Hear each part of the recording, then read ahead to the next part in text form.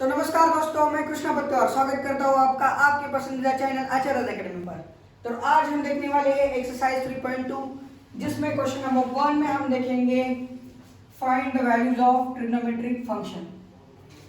Order trigonometric function यानी हमें एक ट्रिग्नोमेट्रिक फंक्शन दिया जाता है, उसकी वैल्यू दी जाती है और उसका क्वाड्रेंट बताया जाता है यहाँ पर कौन से क्वाड्रेंट में है, और बाकी के जो ट्रिग्नोमेट्रिक फंक्शन है उसकी वैल्यू हमें यहाँ पर निकालनी है। जैसे कि यहाँ पर कॉस दिया हुआ है तो कॉस से हम सेक निकाल सकते हैं। सेक एक्स इक्वल टू क्या हो जाएगा, इसका रेसिप्रोकल होता है। सेक क्या होता है, कॉस का रेसिप्रोकल।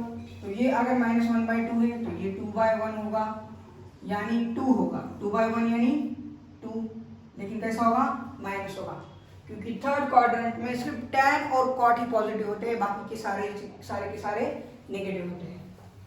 तो सेक मिल गया तो सेक से हम tan निकाल सकते हैं और cos से हम sin निकाल सकते हैं। जैसे cos से कैसे sin निकालना है, देखिए sin² x plus cos² x equal to 1, हमें पता है ये वाला फार्मूला। तो अगर sin² x की वैल्यू निकालनी है मुझे, तो ये cos² x को मुझे उधर लेकर जाना पड़ेगा, तो 1 माइनस cos² x हो जाएगा वो, क्योंकि इधर पॉजिटिव था तो उस साइड में नेगेटिव। अगर ये स्क्वायर है लेकिन मुझे sin x की वैल्यू चाहिए, तो मुझे क्या करना पड़ेगा, स्क्वायर रूट लेना पड़ेगा। तो ये स्क्वायर था, इसका स्क्वायर रूट ले लिया तो स्क्वायर कर गया, कैंसिल हो गया, और इसका स्क्वायर रूट यानी ये हो गया √1 माइनस cos² x।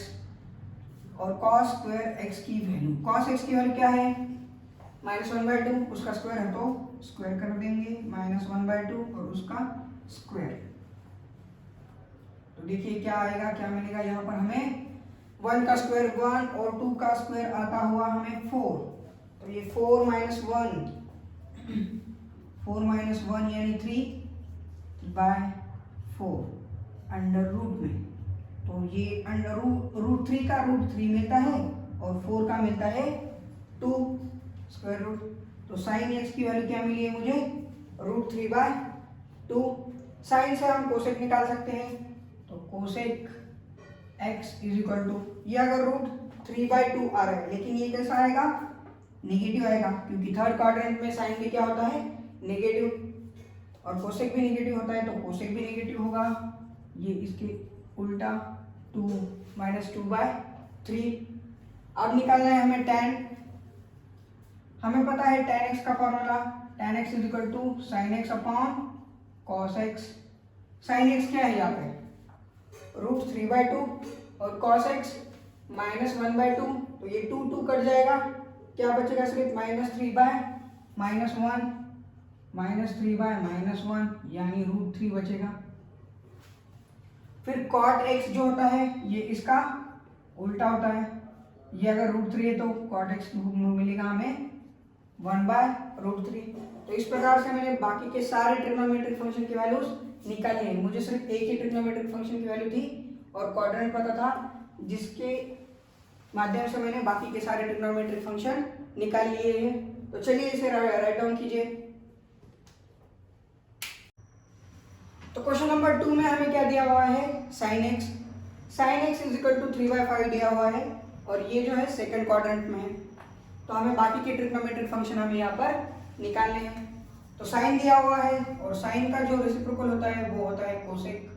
तो कोसेक x यानी क्या मिलेगा मुझे, 5/3। अब साइन से हम cos निकाल सकते हैं, हमें पता है formula sin² x plus cos² x is equal to 1 होता है। तो cos x is equal to मुझे मिलेगा √1 minus sin² x। √1 minus sine की वैल्यू दी हुई है 3/5, तो 3/5 पुट करता हूँ मैं यहाँ पर, इसका स्क्वायर है तो मैं स्क्वायर करूंगा, फिर तो ये हो जाएगा 1 माइनस 3 का स्क्वायर 9 और 5 का 25। तो ये इस यहाँ पर हो जाएगा इसका क्रॉस मल्टीप्लिकेशन, 25 माइनस 9 अपॉन 25। तो 25 में से 9 चले गए, बचते हैं यहाँ पर 16, और ये डिवाइडेड बाय में 25, तो मुझे मिलेगा यहाँ पर 4/5। लेकिन ये पॉजिटिव होगा या नेगेटिव, क्वाड्रेंट कौन सा है, सेकंड, और सेकंड क्वाड्रेंट में हमें पता है सिर्फ साइन और कोसेक ही पॉजिटिव होते हैं, बाकी के सारे नेगेटिव। तो कॉस भी क्या होगा, नेगेटिव। कॉस मिला है तो कॉस से हम सेक निकाल सकते हैं, तो सेक एक्स हो जाएगा यहाँ पर इसका रेसिप्रोकल यानी 5/4, वो भी माइनस वाला। अब tan निकाल सकते हैं हम, tan x का फॉर्मूला क्या है, sin x upon cos x, sin x upon cos x। sin x क्या है 3/5 और cos x क्या है -4/5। तो 5 कैंसिल हो जाएगा, 3/4 रहेगा, 3/4, लेकिन वो भी माइनस वाला, क्योंकि सेकंड क्वाड्रेंट में tan भी क्या होता है नेगेटिव, 3/4। और cot क्या होगा अभी, cot x, इसका रेसिप्रोकल यानी 4/3, वो भी माइनस वाला। tan cot sec cos और cosec और ये sin, 6 के 6 ट्रिग्नोमेट्रिक फंक्शन है, तो हमने निकाले सारे के सारे ट्रिग्नोमेट्रिक फंक्शन। तो इसे राइट डाउन कीजिए। तो क्वेश्चन नंबर 3 देखिए, यहाँ पर क्या दिया हुआ है, cot x is equal to 3/4। हमें पता है cot का रेसिप्रोकल क्या होता है tan, तो tan x is equal to क्या हो जाएगा 4/3। अगर tan मिल गए हैं हमें, तो हम ये वाला फॉर्मूला यूज कर सकते हैं, 1 plus tan square x is equal to sec square x। अब मुझे चाहिए अभी sec x, तो मुझे क्या करना पड़ेगा, इसे स्क्वायर रूट में लेना पड़ेगा, तो मैं स्क्वायर रूट में लूंगा 1 प्लस tan स्क्वायर x। तो हमें पता है tan की वैल्यू क्या दी हुई है हमें 4/3 पुट करेंगे, फिर यहाँ पर इसका स्क्वायर है तो स्क्वायर करेंगे फिर, तो ये मुझे मिलेगा 1 प्लस 4 का स्क्वायर 16 डिवाइडेड बाय 3 का स्क्वायर 9, तो ये आ जाएगा 9 प्लस 16 यानी 25 अपॉन 9। और अगर मैं इसका स्क्वायर रूट के बाहर लूंगा इसको, तो 25 का स्क्वायर रूट मिलता है 5 और 9 का मुझे मिलेगा 3, तो sec x is equal to 5/3। Quadrant कौन सा है, थर्ड क्वाड्रेंट, और थर्ड क्वाड्रेंट में सिर्फ cot और tan ही पॉजिटिव होते हैं, बाकी सारे की सारी वैल्यूज ट्रिग्नोमेट्रिक फंक्शन के नेगेटिव होते हैं। हमें sec मिल गया है, sec से हम cos निकाल सकते हैं, तो cos क्या आएगा, इसका रेसिप्रोकल, अगर ये 5/3 है तो वो 3/5 आएगा, लेकिन माइनस वाला। अभी मुझे निकालना है साइन, तो साइन के लिए मुझे ये वाला फार्मूला पता है, sine square x plus cos square x is equal to 1, तो sine x is equal to under root में 1 माइनस कॉस स्क्वायर एक्स। अभी कॉस की वैल्यू मुझे पता है, वो मैं पुट कर दूंगा इस इक्वेशन में, तो ये बन जाएगा 1 माइनस 3/5 और उसका स्क्वायर। तो देखिए यहाँ पर हमें क्या करना है, 1 माइनस 3 का स्क्वायर यानी 9 और 5 का स्क्वायर आ जाएगा 25। अगर मैं इसे क्रॉस मल्टीप्लाई करता हूँ तो मुझे मिलेगा फिर 16/25, वो भी स्क्वायर रूट में। अगर स्क्वायर रूट में मिल रहा है मुझे और उसे बाहर निकालना है मुझे स्क्वायर रूट के बाहर, तो ये 16 का बाहर आकर होगा 4 और 25 का 5। अब ये क्वाड्रेंट कौन सा है, यहाँ पर मुझे थर्ड क्वाड्रेंट दिया था, और थर्ड क्वाड्रेंट में हमें पता है सिर्फ tan और cot ही पॉजिटिव होते हैं, बाकी के सारे वैल्यूज ट्रिग्नोमेट्रिक फंक्शन के नेगेटिव होते हैं। तो sin x मिल गया है यहाँ पर हमें। अभी बचा है क्या हमारा कोसेक।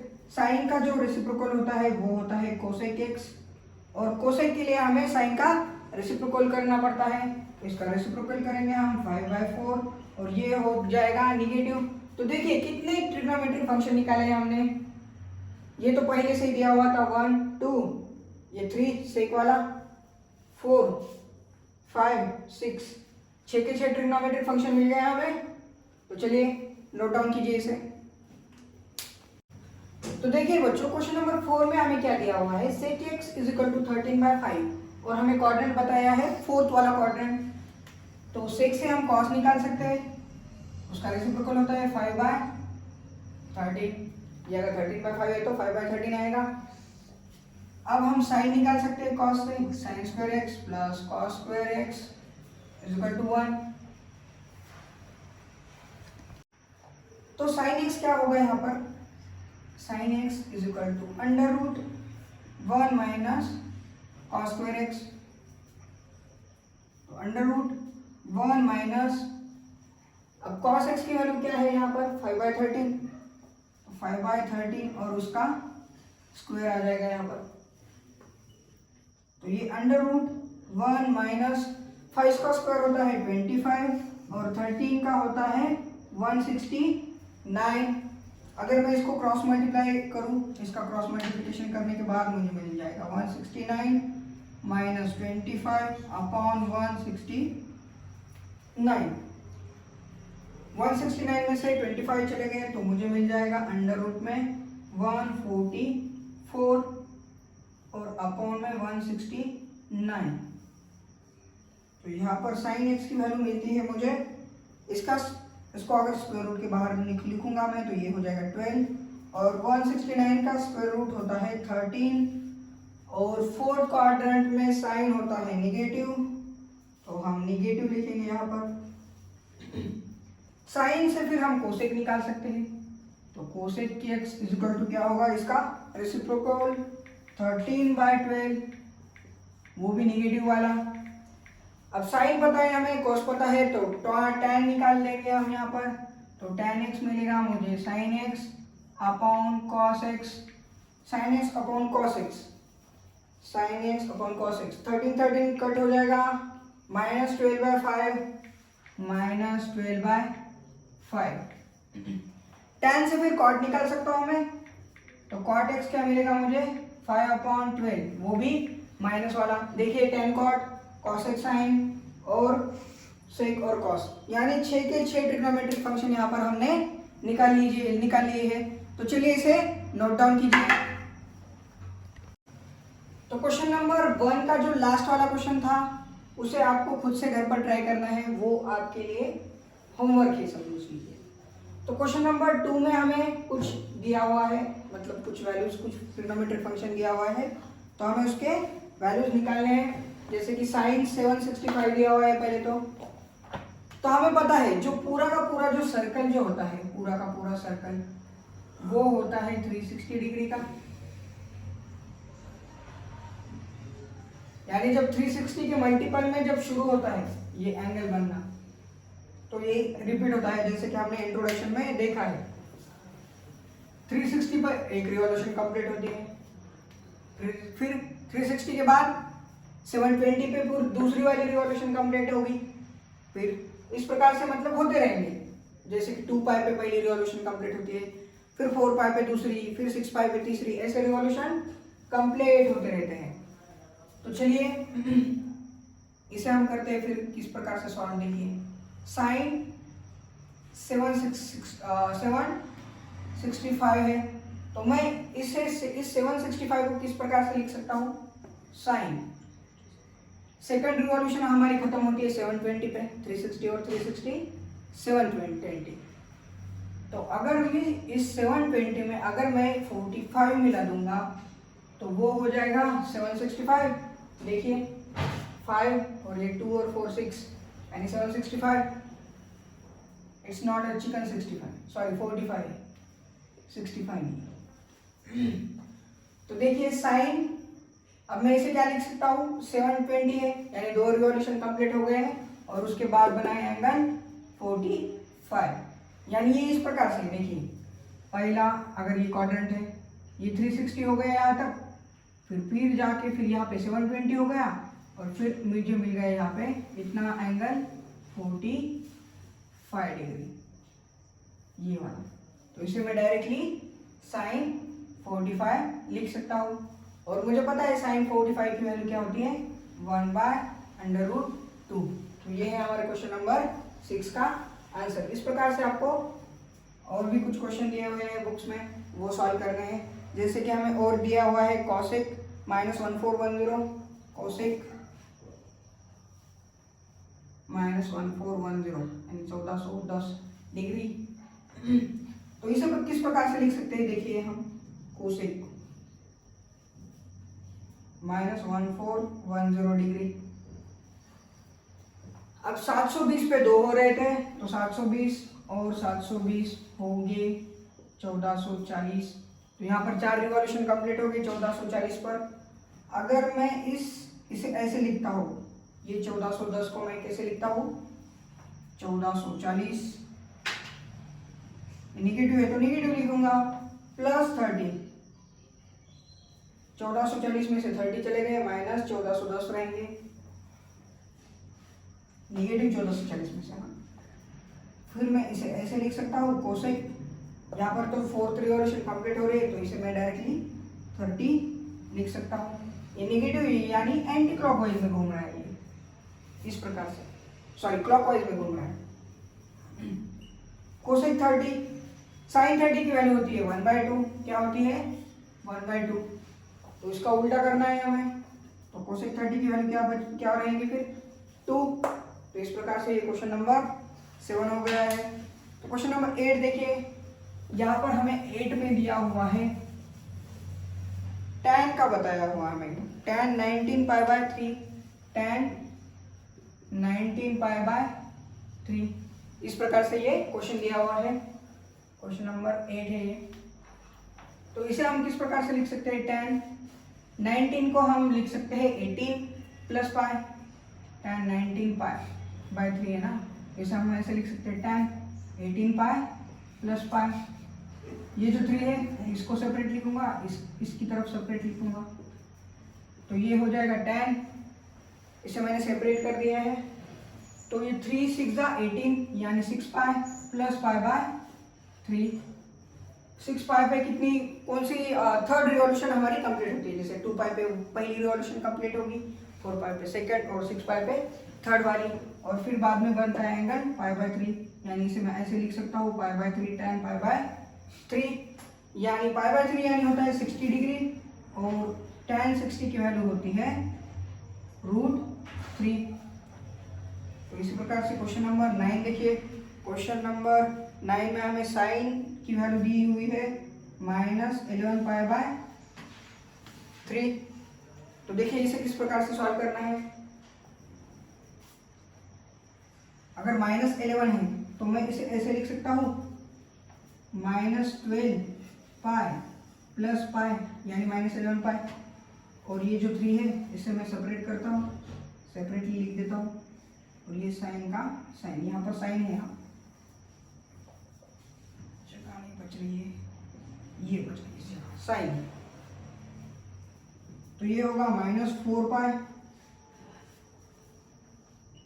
साइन का, -4π प्लस π/3, तो इसे मैं ऐसे लिख सकता हूँ साइन π/3, और π/3 निगेटिव या पॉजिटिव हो रहा है, पॉजिटिव है साइन π/3, और π/3 यानी होता है 60, और साइन 60 की वैल्यू होती है √3/2। तो ये हो गया क्वेश्चन नंबर 9। तो इसी प्रकार से लास्ट वाला क्वेश्चन जो है वो आपको खुद से सॉल्व करना है, इसे नोट डाउन